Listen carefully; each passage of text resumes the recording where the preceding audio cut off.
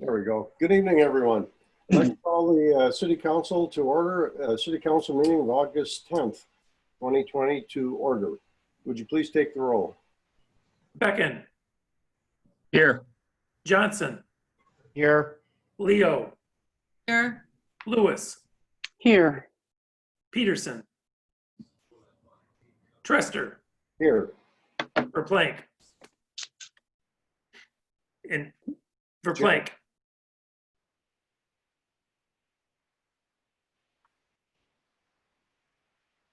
Here. Thank you. And Mr. Mayor, Council Member Peterson notified me that she would not be able to attend the meeting tonight. So you'll need to excuse her. Yes. Is there a motion? I'll make a motion to excuse Councilmember Peterson with notice. Second. Moved by Verplank, second by Johnson to excuse Councilmember Peterson. I'll do a roll call. We have to take a roll call vote. Verplank. Yes. Johnson. Yes. Becken. Yes. Leo. Yes. Lewis. Yes. Trester. Yes. Motion passes. Is excused. We'll take approval of the regular City Council minutes of July 27th. Is there a motion? Mr. Mayor, Yes. I'd like to make a motion to approve the minutes of the regular City Council meeting of July 27th, 2020 as presented. Thank you. Second. Moved by Johnson, second by Verplank to approve the minutes. Any comments, questions? Alan? Yeah, I believe Monica's name appears at the bottom of the minutes, so let's make a note.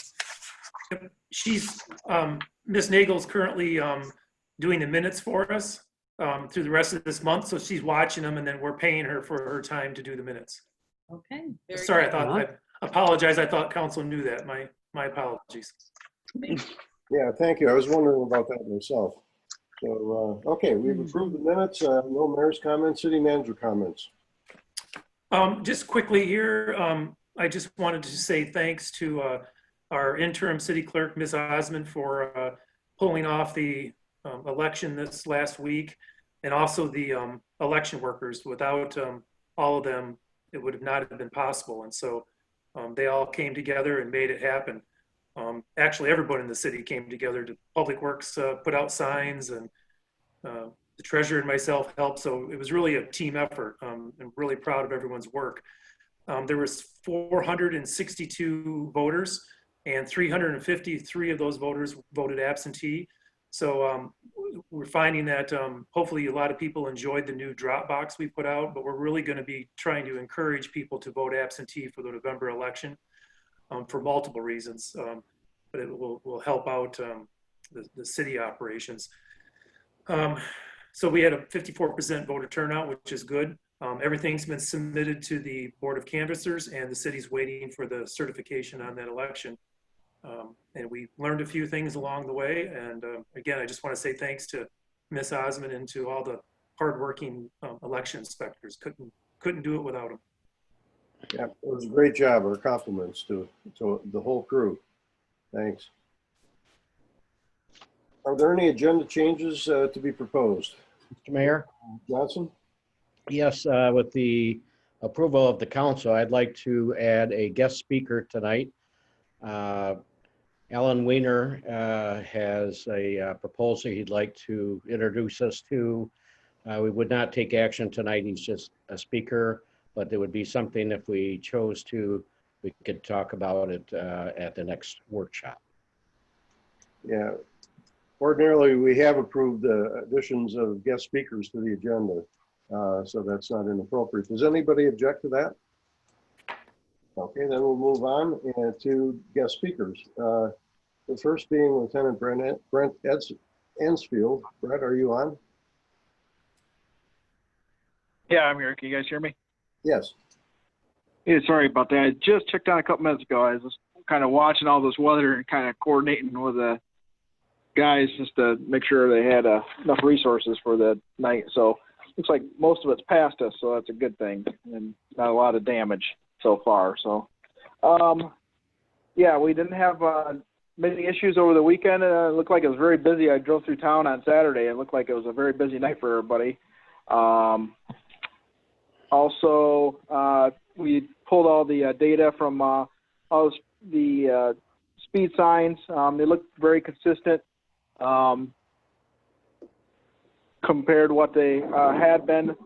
Also, the Allegan Street one, I noticed when I was up there that it's actually shooting past what the speed limit for the city is. So I think that data is probably not usable, or it's a little skewed just because it's shooting out into the higher speed limit area other than the 25. But it appears to be, from seeing people's reactions and stuff like that, it appears to be slowing traffic down coming into town. So I don't know if you guys are hearing any word from any citizens or anything like that still, but it still seems to be doing its job there. Also, with school starting, we've been speaking with the school on a regular basis, and I've adjusted the officers because of the Labor Day holiday and the school starting beforehand. The officers are going to be in the school all during the week prior when the school starts during the daytime, and then we're altering their schedules back to the afternoon, night-ish for the holiday weekend, and then moving them back to the school schedule. So that's about, let me look over my notes here. That's about all I have right now. So if there's any questions. Yeah, I noticed on your incident report more parking violations than we normally see. Is that a result of our push to do it on a complaint basis? Yeah, I think we're having a little bit uptick of conflicts and so forth. With obviously people are calling, and then even when I drove through on Saturday night, I seen there's people are just pulling off the side and putting their four-way blinkers on and stuff, and our officers are running into those type of people and stuff. They're just very vagrant violations, but most of them are citizen complaints or business complaints that were getting called in and so forth, so demanding attention. Okay. Any questions for Brett? There. Hey, hi, Brett. I'm wondering if there's any way we can get a little bit more data. For instance, if we could sort of get a comparison between last year and this year. When we get the incident reports, it's really interesting, but a little more context might be helpful, just so we could see, okay, maybe this type of call is up during COVID or. Yeah, we can probably, I can work on breaking that down and stuff. It's a little hard for me to, I could probably do it from officer to officer. It's a little hard for me to bust out the pure complaint load for Saugatuck City and stuff. It's hard to get that, but I can probably, since our officers have been stable, I can probably go through and show like a month's worth of complaints and stuff for them, and kind of do it that way if that's okay way to do it. Yeah, I mean, I'm just sort of wondering how. I mean, I know we're small. It's not a big incident report, and I don't want to a big hassle for you. I think from our perspective, it might be interesting to be able to track things or to have a little more context. Yeah, and I think the way we're policing down there too, I think we're not really telling the guys to be incident driven, where they're pulling complaint numbers and so forth. If you're seeing somebody that's needs intoxicated, that maybe needs help getting a ride home, and they're not pulling complaint numbers for stuff like that. They're just doing police officer's job, and kind of just being a good person and getting them off the street and home for the night. So typically we're not pulling a complaint number for something like that, just because of it's just it's a 5-minute thing. Most of them are just calls for service and so forth, or if we have take something a step further. So so the data is the data. And we can pull a complaint number for everything we do and stuff, but a lot of the stuff is things that we're not pulling doing a report on either. So right, which we appreciate the community policing. Yeah. I know that's the I think there's a lot of aspects that you look at. You can when we're doing a good job, I think you're going to hear it, and if we're not doing a good job, I think you're going to hear it also. So, that's kind of what we kind of stand on. I'm not saying the statistics are not an invaluable thing. That's kind of what our job is data driven also. So, but I think there's other aspects a little bit too. So, but yeah, I'll get those statistics around. I'll get those to Kurt to get out to you guys. Thank you. Any other questions? Yeah, Mr. Mayor, if I may, just following up on that, I think, isn't this, aren't we 2 years into the contract with the Sheriff's Department? I think that's the bigger question, and maybe this is to Kurt. I think last year you all did this, just showing, because I know people had a great concern about transitioning from a combined Douglas-Saugatuck Police Department to a contract with the Allegan Sheriff. And I think just being able to prove the point that they are still handling the calls, still, if you'll recall, some of the great fears that people had was that incidents were going to go unreported or not dealt with or whatever. So just having kind of longitudinal data to share with folks might help just assuage their fears a little bit that, everything was going to fall apart. So that's what I'm looking for. Yeah, I 100% get it. And there are calls that do come in during the day. I obviously work Monday through Friday. There are calls that do come in the morning that, either sheriff's office, or state police do take those complaints and so forth also. So, but yeah, I'll try to derive all that information that you guys requested and get it to Kurt to get to you guys. Thank you. And also what we can do is once we get a clerk hired, Lieutenant Ensfield can extract that data as an Excel spreadsheet.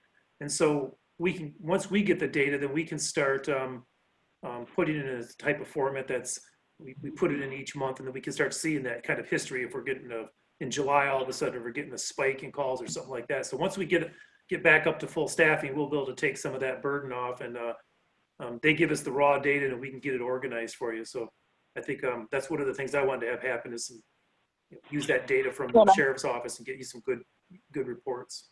I think with COVID too, also we're getting different calls and so forth also. So, we're dealing with different issues also with, some of the parking and, all that type of things with some of the patios and other different areas of problems that we have and so forth. We try to, see those and address them before they become a complaint or something also. So.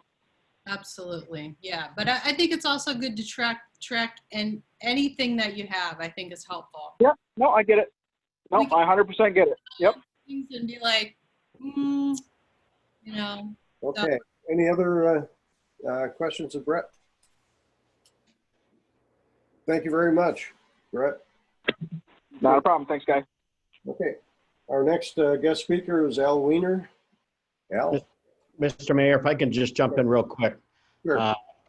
Again, late to the table, but I did email all the council members pictures of the subject that Al's going to talk about, and just kind of as a lead in, and with that, I'll turn it over to Al Weiner. All right. Can you hear me all right? Yes. Nice. Well, thanks for putting me on the agenda at the last minute. This band shell, I'll give you kind of a history of it.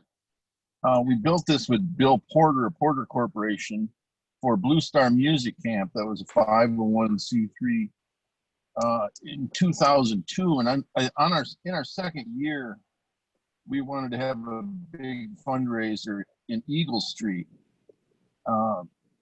in South Haven. And so with Bill, I built a model of it, and then Bill and the Porter Corporation built this. I kept the prototype and gave them the design, and so it's been mine for 18 years or so. We've used it for the Casco Band concerts, dedication of the new Richmond Swing Bridge. Used it in Glen, South Haven a couple more times. In that it sits right on the grade. It's ADA compliant. It's made of 3-inch steel pipe, swaged and bolted together. It's galvanized. I painted it a light gray. Let's see. It needs a new cover. because the original one is showing signs of wear. Speakers can be flown on it. You know, you could use it for dining or, you know, whatever. And anyway, I'd like you to consider, if you're looking for a band show, I just happen to have one. Okay. So, and that it sits on concrete piers, it'd probably be bolted down. If you take the cover off it, you could just leave it out in the winter, you know, out in the winter with no damage. So it's big enough to fill a roadway if you want to, you know, kind of use that as a scale. It's 18 feet high or so in the front of the crest, and then down to about 10 feet in the back, and it's kind of a cone shape. So I think that's, if you have a picture, that'll kind of, you know, before your next working meeting, it'll kind of give you an idea what it looks like. And I appreciate your time. Great. Any questions? Any questions? Holly? Al, is it portable or is it designed to sit in one place? It was called portable, but the steel weighs almost 2,000 pounds. So you have to disassemble it. And we've put it up quite a few times, but it takes scaffolding or a lift. So portable, it's as portable as a house trailer. You get my drift. How long does it take to assemble? A crew of 3 can do it in 4 or 5 hours. Okay. All right. Any other questions? With a lift. All right. Thank you, Al. We'll take this up at a future workshop. Appreciate introducing it here. All right. Well, have a nice evening. Thank you. All right. We'll move on to public comment on agenda items only. Please limit your comments to 3 minutes. Select unmute in your Zoom interface and get my attention. I'll be happy to call on you. Give us your name and where you reside if you'd like to make a comment. Anybody? Mr. Fox. Thank you, Mr. Mayor. All of you. Good stormy evening. Can barely hear you, Dan. Any better? Yeah, better. Sorry, I think I had a piece of paper over wherever the hell the microphone is. Just 2 suggestions this evening. The first one sort of follows up on 2 of the council members' comments regarding the sheriff's incident reporting, which I continue to be impressed with having that simply as a management tool. I'm also impressed that there were, at least by my count, 56 calls over a 10-day period. That's not exactly nothing. That's and of varying degrees, obviously varying degrees of severity. And it's in that regard that I wanted to suggest, and Brett's probably still not on the phone, but I wanted to suggest, and this gets close to what Holly, I think, was suggesting, that there possibly be included sort of a disposition column that gives you some idea of what happened as a result, if anything, of a traffic stop or a disorderly conduct complaint or a drunk driver complaint. And I know there are, I mean, from the fire board, I know there are privacy concerns, so you don't mention people's names or even specific addresses. But it would be interesting to know if someone, you know, if someone was taken into custody, I don't know, if somebody was, if drugs or whatever were seized or whatever. It would just provide some additional level of understanding, and I think on the part of the populace, an appreciation for the kind of stuff that they're getting for what they're investing in terms of money. So, suggestion 1. The second suggestion concerns, and I hope you'll allow this, under the public safety kind of context. I think it was 2 or 3 years ago, the city added a walkway, a marked striped walkway at Wicks Park, going across basically to the Chain Ferry area. And I'm sure all of you are familiar with how the angle parking on Water Street makes it kind of difficult for cars to see when they're backing out, for cars to see when they're trying to gain access, for people to see when they're trying to cross the street.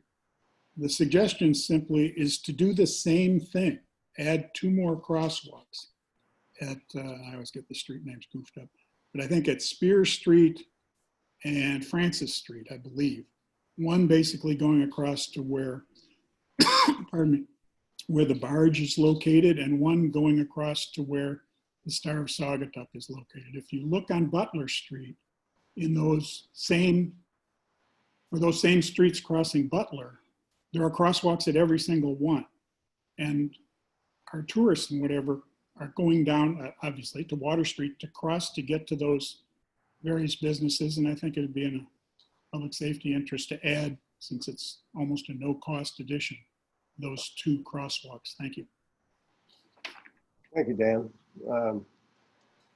Kirk, would you record that and take it into consideration for the future? Yes. Thanks. Any other public comments?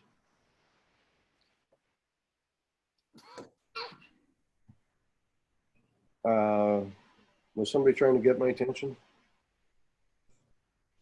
All right, hearing none, we'll move to approval of accounts payable. Is there a motion? Mr. Mayor, Gary? I'd like to make a motion to pay the bills in the amount of $239,465.53, noting that $216,690.79 was tax passed through. Is there a second? Second. Moved by Johnson, second by Verplank to approve accounts payable. I just have one question. At the top of the list there, the Allegan County Sheriff, we listed a $5,000 expenditure for reserve officers. I guess I know what that's for, but why would that be broken out from our total Sheriff's Department payment like that? Kirk? Well, this is actually the accounts payable. So when there's a check that's written, you're going to see it listed out separately on there. So it's a separate check than our general. Correct. Yeah, check. our reserves. Yeah, the agreement we have for our 4 deputies is one agreement, and then the reserves varies based on the usage.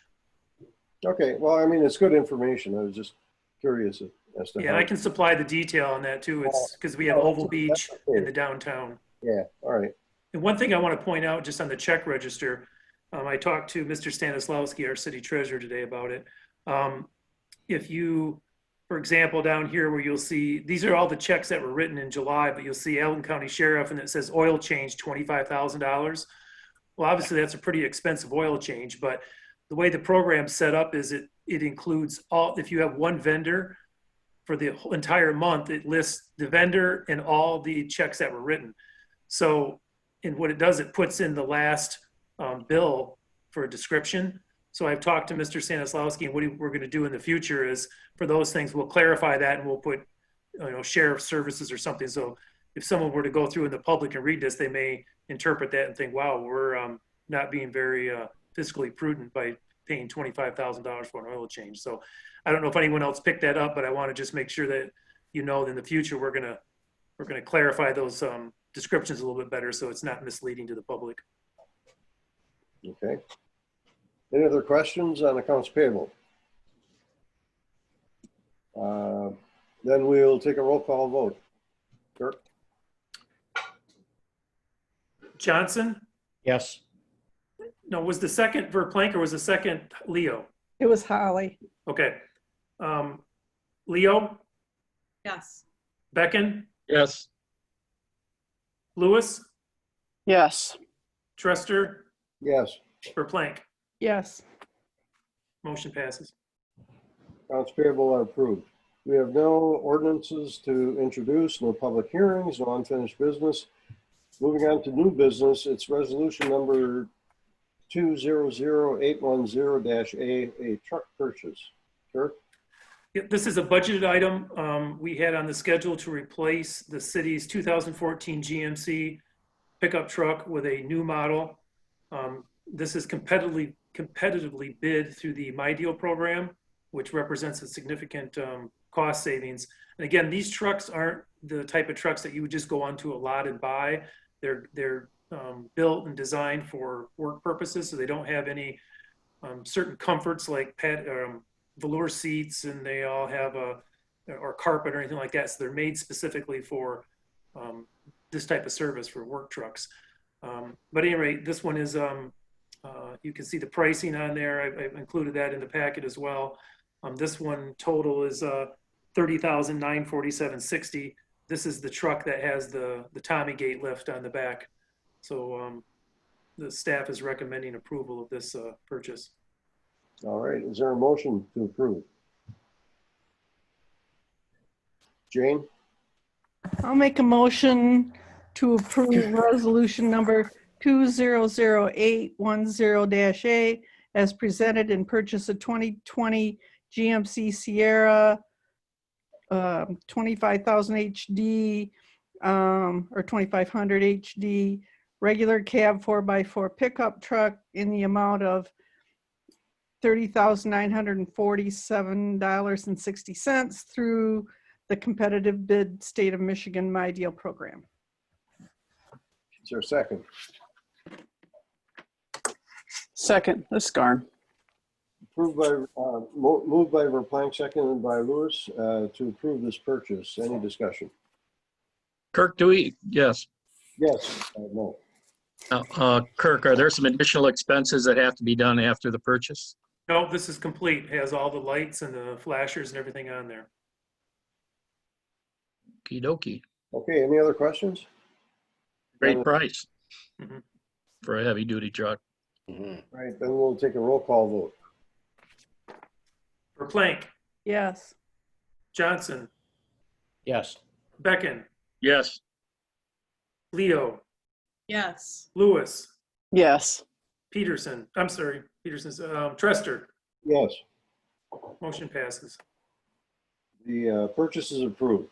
Next are public comments on any issue. If you wish to make a comment, please call, let me know, and unmute yourself. Any comments? All right, hearing none, move to communications. First is the Sheriff Office Incident Analysis Report. Any further questions about that report? Nope. Next item is City of Saugatuck Downtown 3-hour parking enforcement. Kirk, you had this on here just to reiterate what it is we're doing. Yeah, Mr. Mayor, I think there was maybe some confusion from the some of the business community when we talked about this last time. I got a communication from a business owner that thought that the city wasn't going to enforce any parking at all, and it was my understanding that we were going to continue with this policy that we've been doing for, boy, I think probably at least 8 years, if not longer, where we handle the 3-hour enforcement on a complaint basis. So I just threw this back on the agenda to make sure that the public's aware that we are enforcing it, but it's on an on-call basis versus a proactive enforcement where the deputies are going around and just seeking out violators. So that seemed to have worked the best in the past. And I talked to Lieutenant Ensfield about this as well, and he's comfortable with following this process. So that's why I put it on there, just kind of make sure everyone's on the same page. Hey, thank you. Are there any boards, commissions, and committee reports? KLWSA probably. Yeah, Mark? Yeah. Mr. Mayor, we did have a meeting today. Our regular July meeting was moved up 1 week due to a vacation request. So we met today. We got our typical update of operations from our manager. We had two guest speakers. One was our engineer from Fleece and Vandenbreek, Steve Bishop, who gave us updates on several projects that we're involved with. The water reliability study, which is a requirement from the state regulatory agencies. a new hydraulic model hydrant flow study, which will be indicating the overall flow of the water system for firefighting purposes. We're continuing with CC television scanning of areas of our wastewater treatment pipes that are under the ground. This is done on a regular basis, kind of you do about 25%, 30% of the system every year and keep rotating it. And we've made some major purchases for backup generators. And the first one will be going in down on the down in the golf course below the just south of the clubhouse at Clearbrook. There's a rather big lift station down there for the northern part of the township, and that has a tendency to have power issues, power interruption issues. And so we're spending a considerable amount of money for a full-time gas-powered backup generator there to run that lift station. We got an extension to report the audit from the state of Michigan because of COVID. And we did get a brief report from our engineer regarding the sanitary sewer system flow meters that we've talked about. Those are up and running as of July 1st, system-wide. And we hope to get, it's planned on our October meeting to get a first report on sewer flows for the communities. And so there's more to come on that. But that'll be an important tool for not only understanding how much of your capacity that you own and are using, but it's also an important planning tool, especially with the large amount of potential projects that are being discussed in the township and specifically Douglas. So that's about it. So Barry, you have anything to add? No, Mark, well done, thank you. Okay, any questions on that report? Garnet? I had a report for the Historic District Commission. We met Thursday and we approved two things. 727 Butler Street, the residents are adding concrete stairs down to a basement in their house. That was approved. And then 720 Water Street, which is just north of the Star of Saugatuck. Sean Steele, on behalf of Dorothy Demarest, they're going to remove two structures and raise one structure. The commission had a great deal of conversation about actually not demolishing those structures, but working with the Saugatuck Douglas Historic Commission to move those structures. So that'll be evident in the minutes. And Kirk was on, he might want to add something there if he's so inclined. Oh, yeah, it was a perfect synopsis of what happened. So, okay, very exciting I have my meeting. notes. Yeah, it was very interesting.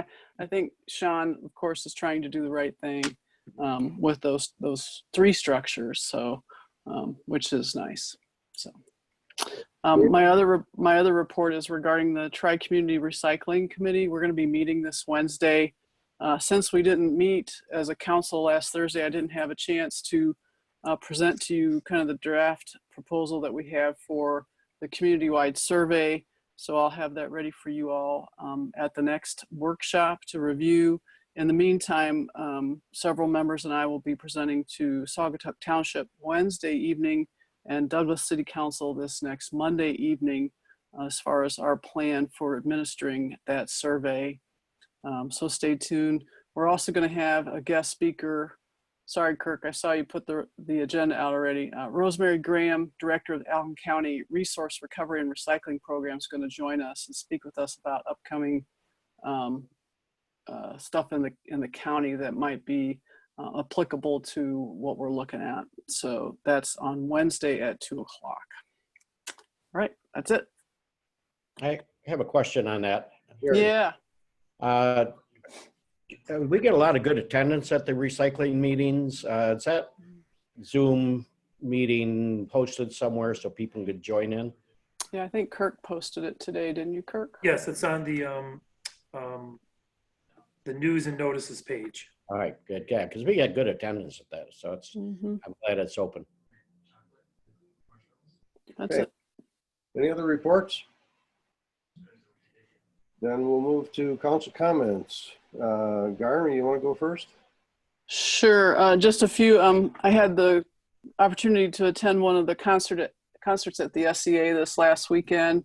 And I love the way that they organized it and limited the participation. It was a chair in a square. So you brought your chair and they seated you in a square. It was quite cute. And they did a really nice job. All four of those concerts, they actually started with 3, Thursday, Friday, Saturday night, sold out. They added Sunday night and it sold out as well. So I think people really enjoyed that. I looked back and people were standing on the sidewalk and along the road listening in on the music. So it was kind of fun to see that kind of attendance. And then I had some friends in from Milwaukee this weekend, and they were very complimentary of the community-wide efforts regarding masks, and were really complimentary and said, boy, we wish this was happening in Milwaukee. So I thought you all would appreciate hearing that, because folks from out of town certainly have voiced that they appreciate it. So that's it. Thanks. Barry? Thank you, Mr. Mayor. I got a few things on my list tonight. Thank you, Council, for letting Alan Weiner talk to us about the band shell that I sent you the things on. I would like to talk about that at our next workshop meeting. And we also recently, maybe this last week or so, we had a very interesting email from a gentleman talking about the radar building up at the radar tower. And he lays out a pretty extensive list of things that I think we should, talk about that sometime, certainly before we take the building down. There would be a lot more to learn. It looked like a very good letter. We'd have to do some, check in on some of the details, but I found that interesting. So I would like to keep that in mind. I would like at the August 24th meeting, and I'm not really picking on anybody here, but the Blue Star Trail was such a contentious issue where many council people were saying they were being blamed they don't like bicycles and all that, but which wasn't true. We want a bike trail, but we had a lot of details to work out. That committee's kind of been put on hold during COVID and everything, but I would like a report to just summarize, kind of where they left off, what they were looking at as their next steps, and maybe even let us know if there's another meeting planned in the future, or, where that's going, because that was such a big deal. It's not going to go away, and, we should definitely keep our toe in the water on that. I do want to continue to encourage local citizens to use the time in the public comment sections to weigh in on things that we're going to talk about at the meeting at the start. And then at the end, you can talk about anything you want. And I particularly want to encourage the candidates, which I don't see any of them here at this meeting, nor were they at the last or the one before. So I'm a little worried that this year, with the COVID and everything, that the League of Women's Voters probably may not have a voters forum. But, we have a forum 4 times a month. And this is an opportunity for the candidates and residents to, use both of those comment sections at the front end, let's say, as if they were a council person, and weigh in on the items on the agenda. And then at the end, when they can talk about anything, what's up, new ideas. Let's talk about their vision for Saugatuck. So it's a great opportunity to do that. And I'm really sorry that they're not taking advantage of that. And then lastly, I was approached by some people that have filed a lawsuit against the people on Lake Michigan that are putting rocks and seawalls in. And there are citizens of Saugatuck that are in that complaint. And they approached me to say, well, what would the city council, this is, our patch of land. What do we feel about it? And the indication that I got from them is that, if we joined in on that lawsuit, it wouldn't cost us anything. The people that filed it are going to take the burden of all the costs to do all that. But to have the city participate in that would give it a, more strength. And, if the dune grass people are trying to dismiss it or whatever. So I'd like to talk about that at the next workshop. That's all I got. All right, Barry, thank you. Jane? I don't have anything tonight. All right, Holly? Well said. Thank you, Mayor. Mark? I'm just curious. I don't have anything to share with you, but I'm just kind of curious from Kirk if you can give us an update on the city clerk situation. Yes, we are conducting interviews this week, actually, with the committee or the working group, selection working group, which is the treasurer and the interim city clerk and myself. So we'll see how those go this week. And if I have a recommendation from the interviews this week, I will bring it to council. If not, we'll go back to the drawing board. All right, enough said. Thank you. You're welcome. Very well. I think that's everything. I'll entertain a motion to adjourn. So moved. Moved by Everplank, seconded by Becken, that we adjourn. It's a roll call vote. Verplank, Yeah. Becken, Yes. Johnson, Yes. Leo. Yes. Lewis, Yes. Trester. Yes. Motion passes. We'll adjourn, and thank you for participating, everybody. Aye. Night.